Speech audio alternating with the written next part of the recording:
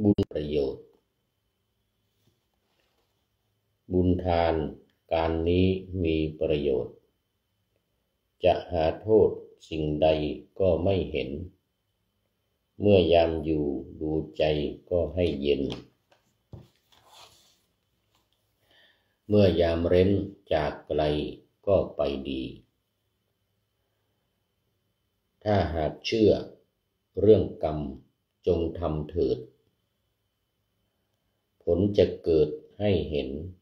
ตอนเป็นนี้แม้ยามหลับดับไปไม่ตายฟรีสวรรค์มีที่เห็นเป็นรางวัลขอถวายความนอบน้อมแด่พระรัตนตรัยมีพระพุทธเจ้าเป็นต้นขอถวายความเคารพพระมหาเถระพระเถรานุเถระเจ้าคณะพระสังฆาธิการทั่วโลกมีพระเดชพระคุณพระธรรมเสนาบดีเจ้าคณะภาค7วัดพระธาตุดอยสุเทพเป็นต้นและขออำนวยพรแด่ท่านผู้ฟังท่านผู้ชมสาธุชนพุทธบริษัททั้งหลายวันนี้รายการธรรมทัศน์ของวัดพระธาตุดอยสุเทพขออภัยรายการนาวาวังทองของวัดพระธาตุดอยสุเทพออกอากาศทางสถานีวิทยุ2แห่งคือสถานีวิทยุพระพุทธศาสนาแห่งชาติและจริยธรรมวัดพระธาตุดอยสุเทพมีพ่อครูวรรณพนามมงคลเป็นผู้อำนวยการอาจารย์พระมหาประสิทธิ์ประสาธิโกเป็นหัวหน้าสถานีและอาตมาภาพพระครูปริยัติยานุศาสตร์เป็นผู้บรรยายในวันจันทร์ในวันศุกร์เสาร์อาทิตย์3วันโดย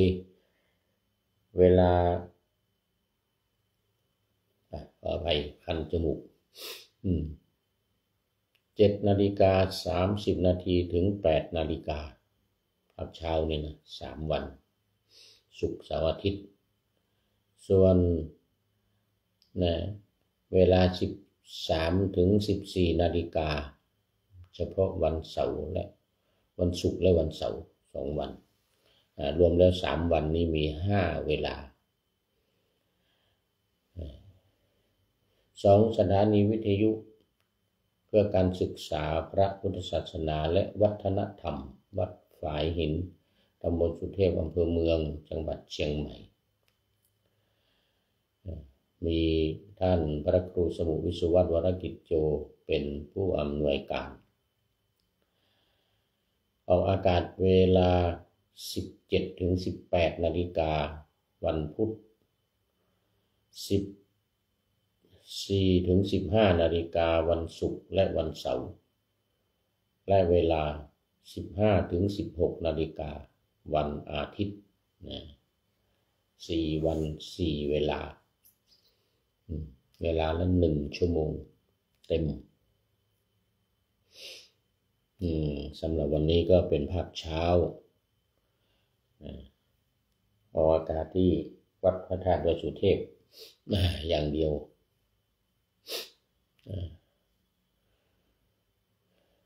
7:30 นาทีเหมือนวันนี้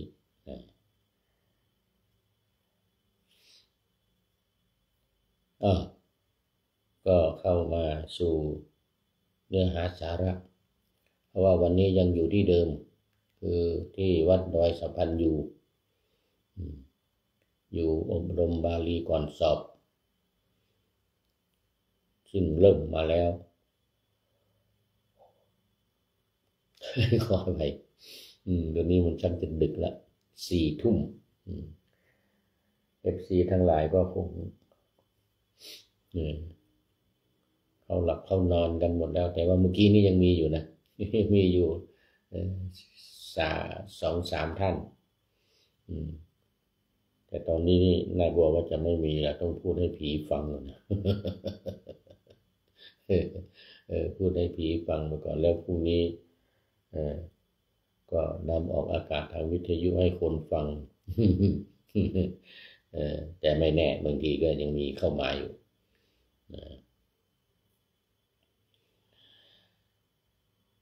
รายการนาวาวังทองนี้ก็สืบเนื่องมาจากโครงการปูทางสู่การตื่นรู้ธรรมนาวาวังของสำนักพระราชวังซึ่งพระเดชพระคุณหลวงพ่อพระธรรมเสนาบดีได้ไปรับนโยบายของสำนักพระราชวังมาเมื่อปีที่แล้วแล้วก็ส่งผู้พูดเนี่ยและท่านอาจารย์สุริยาวัดพระธาตุวดสุเทพอันนั้นเป็นพระธรรมทูตสายต่างประเทศตอนนี้ก็กำลังทำวีซ่าจะไปอเมริกาเมื่อวันก่อนเจอกันที่วัดพระธาตุวดสุเทพกำลังทำวีซ่าไปอเมริกา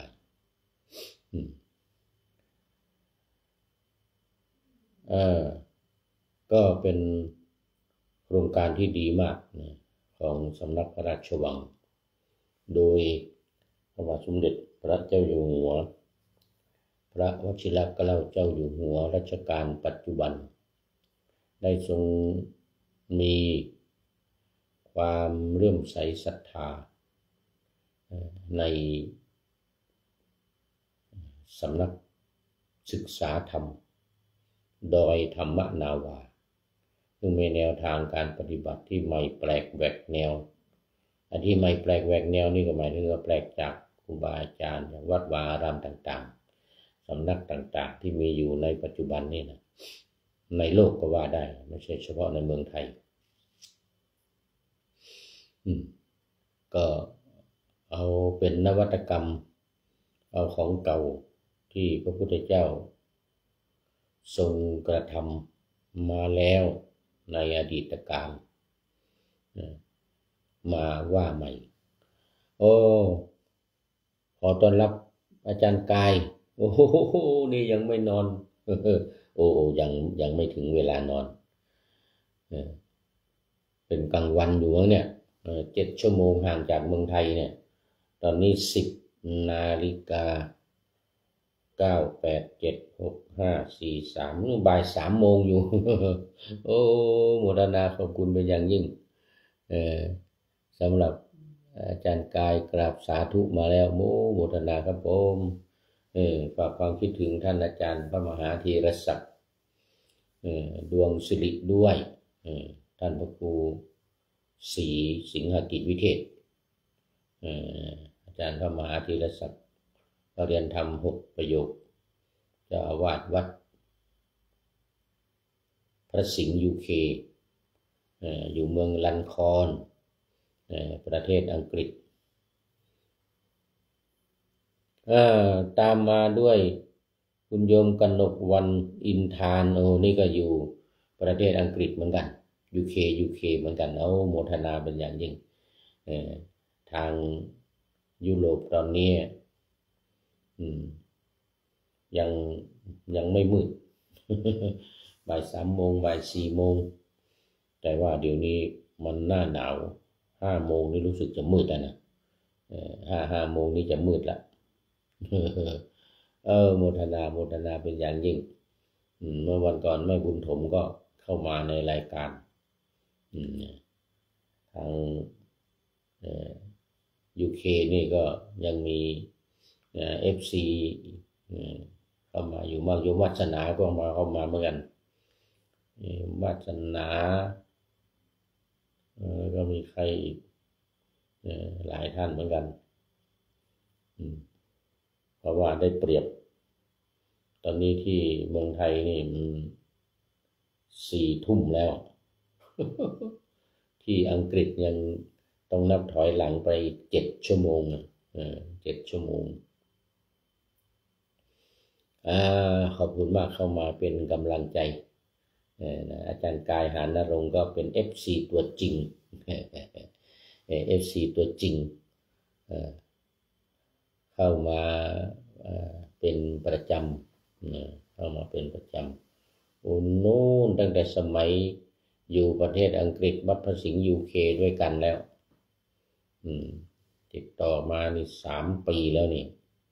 3 ปีแล้วจะไม่เคยขาดก็โมทนาเป็นอย่างยิ่งคุณโยมกนกวันอินทานอีกท่านหนึ่งขอโมทนาเป็นอย่างยิ่ง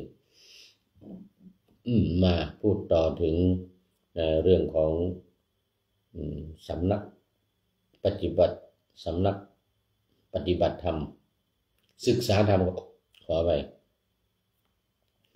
สำนักศึกษาธรรมดอยธรรมนาวาของท่านอาจารย์เจ้าคุณต้นอาจารย์ต้นหรืออาจารย์ทวีวัฒน์จารุวรรณโนเจ้าของสำนักศึกษาธรรมดอยธรรมนาวาจังหวัดเชียงรายซึ่งมีแนวทางวิธีการที่ว่าไม่เหมือนสำนักต่างๆในปัจจุบันก็คือเป็นการท่องจำท่องแล้วก็จำสำนักต่างๆที่เราทำกันมาเนี่ยมีการท่องเหมือนกันแต่ว่าไม่ให้จำท่องเพื่อให้จิตใจสงบ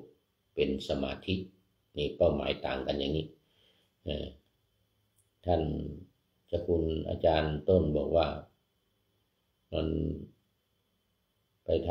ำบริกรรมนั่นน่ะให้จิตสงบนั่นน่ะมันสงบเฉพาะเวลาทำแต่พอออกนอกเวลามาแล้วเนี่ยมันก็ไม่สงบเหมือนเดิมเหมือนกันนะเพราะฉะนั้นไม่เอาแบบท่องแล้วก็ให้จำติดใจติดตาติดหูติดใจแล้วทำความเข้าใจศึกษาให้เข้าใจแล้วปฏิบัติตามนั้นอย่างเคร่งครัดเมื่อนะจริงมันก็คือของเก่าในพระไตรปิฎกนี่แหละก็มีการในพระไตรปิฎกก็มีการให้ท่องเหมือนกันให้ท่องก็คือบริกรรมนี่แหละเรื่องมันอันเดียวกันที่ผ่านมาเราใช้คำว่าบริกรรมว่าซ้ำๆบ่อย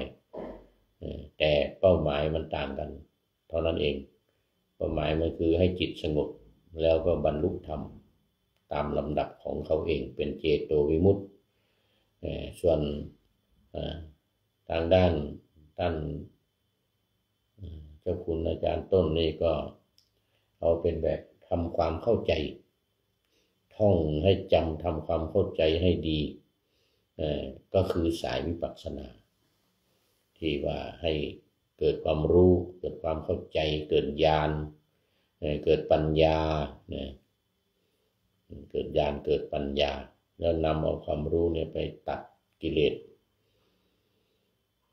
ทั้ง3คือราคะโทสะโมหะและสังโยชน์ทั้ง10มีสักกายทิฏฐิเป็นต้นอวิชชาเป็นที่สุดได้ก็บรรลุ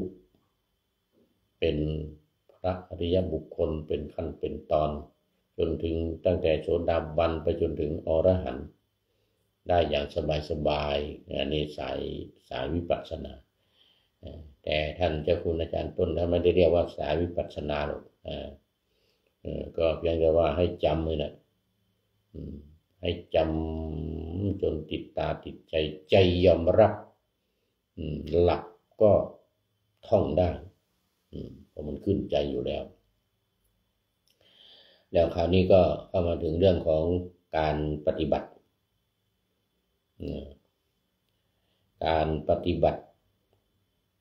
แบบสำนักพระราชวังนี้มีอยู่2 อย่างคือการเดินกับการนั่งแล้วก็ไม่ต้องหลับตานะการเดินเวลาหลับตาก็ไม่ได้ต้องไม่หลับตาการนั่งก็เหมือนกันไม่ต้องนั่งหลับตาทำสมาธิภาวนาแต่ว่าให้ทำตามหลักการ4วิธีการ6ว่าจะนั่งหรือการยืนนึกถึง หลักการ4อย่างวิธีการ6อย่างเนี่ยเราก็ปฏิบัติตามนั้นอย่างเคร่งครัดเดินไปก็ทำไปหรือนั่งก็เหมือนกันแต่การนั่งก็มีวิธีการเสริมเพิ่มเติมเข้ามาอีกหลายอย่างเช่นให้ไปกำหนดที่ก้นอย่างนี้เป็นต้นนะเดี๋ยวจะได้พูดในรายละเอียดอีกทีหนึ่งส่วนตอนนี้กำลังพูดเรื่องการเดินอยู่เรื่องของการเดินจงกรมนี่แหละการเดินจงกรมตามหลักการการเดินจงกรมตามหลักการของท่านเจ้าคุณอาจารย์ต้นคือเดินไปก็ให้ท่องไปเนี่ยหลักการ4อย่างเนี่ยท่องให้จำทั้งหมดตามที่เขียนไว้เนี่ยทุกตัวอักษร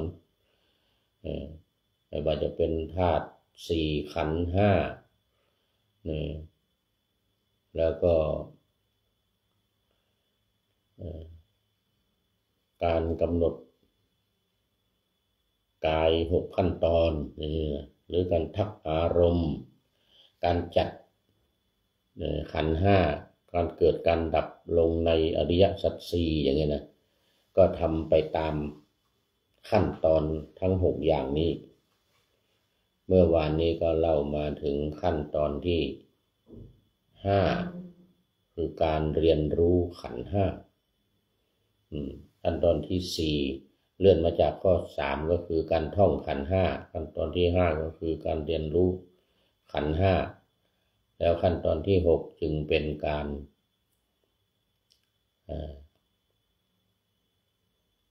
กำหนด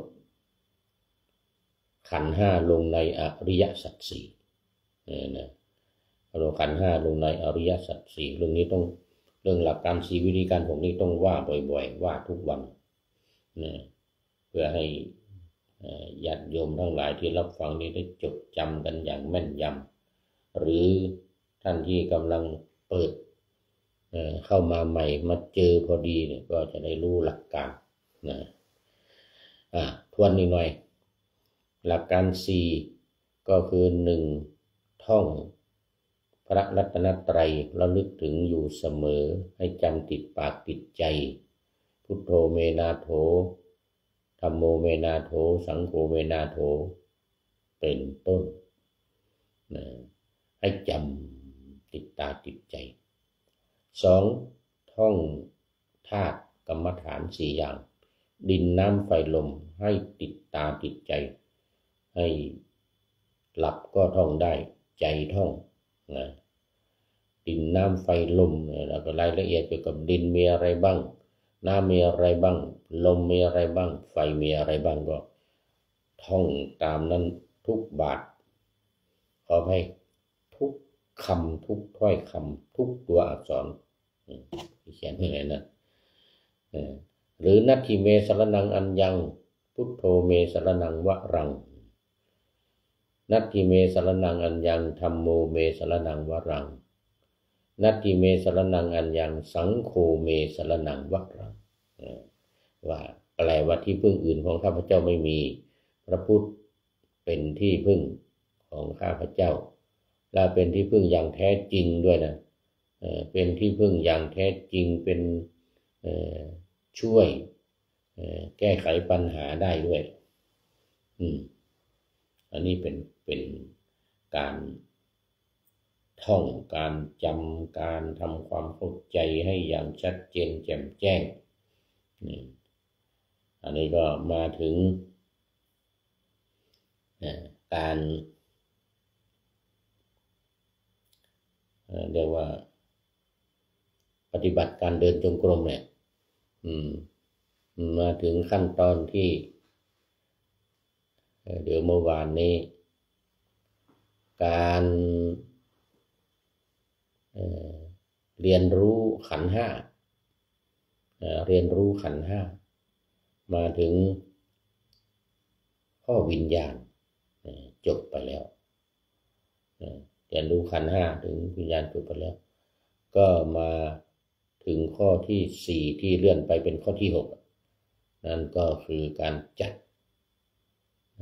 ขันธ์ 5ลงในอริยสัจ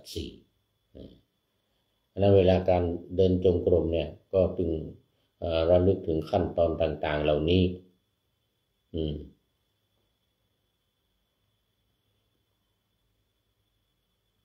เนี่ยเวลาหมดหรือยังอย่างขั้นตอนต่างๆเหล่านี้อย่างขั้นตอนที่ถึงตอนนี้ก็คือในเรื่องของการพิจารณาความเกิดความดับของขันธ์ 5เนี่ยลงในอริยสัจ 4อริยสัจ 4ซึ่งเป็นหัวใจของพระพุทธศาสนาเป็นสิ่งที่องค์สมเด็จพระสัมมาสัมพุทธเจ้าได้ตรัสรู้เป็นพระอนุตตรสัมมาสัมโพธิญาณในปัจจุบันนี้นะ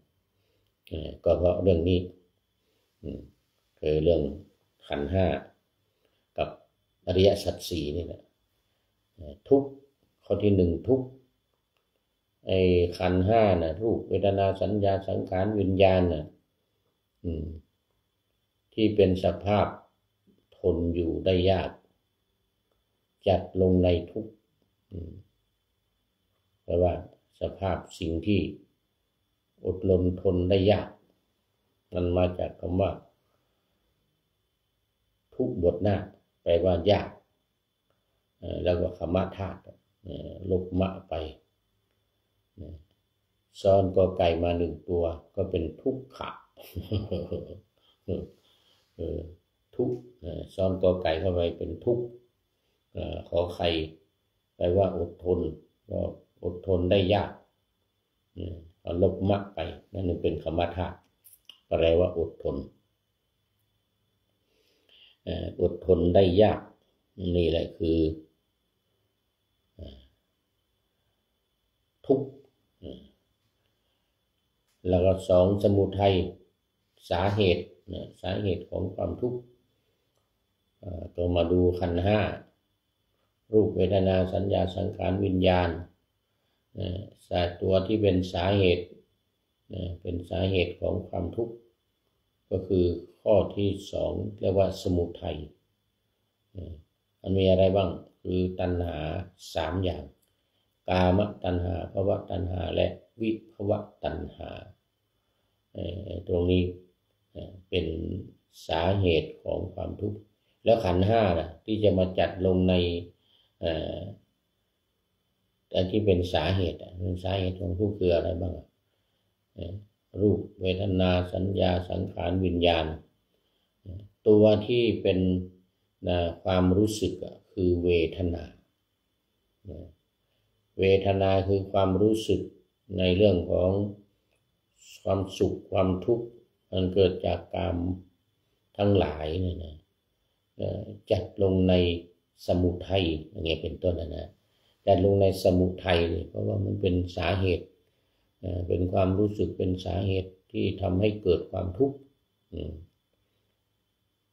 ถ้าไม่มีความรู้สึกสุขทุกข์โสมนัสโทมนัสอุเบกขาในต่างๆความทุกข์มันก็ไม่มีความสุขก็ไม่มีด้วยดังนั้นมันจึงมาอยู่ที่ความทุกข์แล้วก็สาเหตุของความทุกข์คราวนี้ข้อที่ 3การดับความทุกข์ก็มาดูใน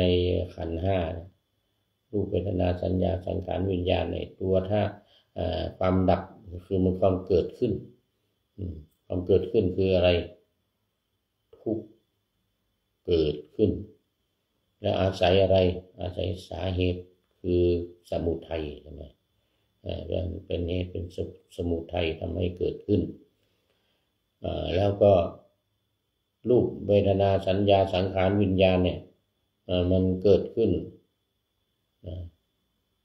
ตั้งอยู่แล้วก็ดับไปเกิดขึ้นตั้งอยู่แล้วก็ดับไปข้อที่ว่ามันดับไปนี่แหละจัดลงในนิโรธขันธ์ 5เวทนาสัญญาสังขารวิญญาณ สังขารโดยเฉพาะสังขารกับวิญญาณเนี่ยเกิดขึ้นแล้วมันก็ดับเกิดขึ้นมันก็ดับอันตัวนี้จัดลงในนิโรธนิโรธคือความดับคราวนี้ข้อสุดท้ายของอริยสัจสี่ก็คือมรรค8ประการมรรคคือหนทางแนวทางก็ปฏิบัติในการที่จะให้เข้าถึงความดับทุกข์ได้แก่นิโรธคามินีปฏิปทาทุกขนิโรธคามินีปฏิปทาข้อที่สี่อะไรจะมาลงได้ในขันธ์ห้ารูปเวทนาสัญญาสังขารวิญญาณก็เหลือสัญญาเมื่อกี้สังขารกับวิญญาณนี่จะลงไปในนิโรธคือมันเกิดขึ้นแล้วก็ดับไปนี่สัญญาความจำได้หมายรู้ไอ้ตัวสัญญานี่ความจำนั่นเกิดจากการคิดการทำต่างๆนี่เพราะฉะนั้นสัญญานี้จัดลงในเขาเรียกว่า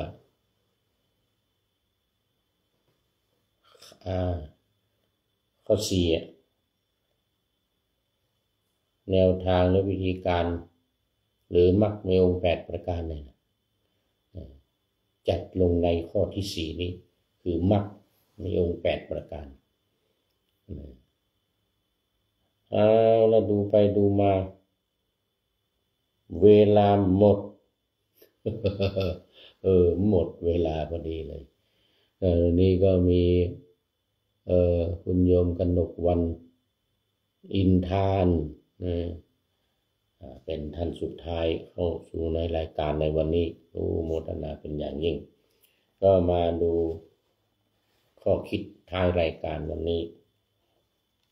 ได้จากผู้เรียนนามปากกาอภิเดชผลมากอภิเดชผลมากนี่ก็เขียนไว้ว่าบุญทานการนี้มีประโยชน์จะหาโทษสิ่งใดก็ไม่เห็นเมื่อยามอยู่ดูใจก็ให้เย็นเมื่อยามเร้นจากไกลก็ไปดีก็พูดถึงเรื่องของการเกิดการดับเกิดขึ้นก็ย่อมดับไปก็จะมาคล้องจองกับธรรมะในวันนี้ถ้าหากเชื่อเรื่องกรรมจงทำเถิดผลจะเกิดให้เห็นตอนเป็นนี้คือยังเป็นคนอยู่เนี่ยจะปรากฏให้เห็นแม้ยามลับดับไปไม่ตายฟรีสวรรค์มีที่เห็นเป็นรางวัลรางวัลคือตายแล้ว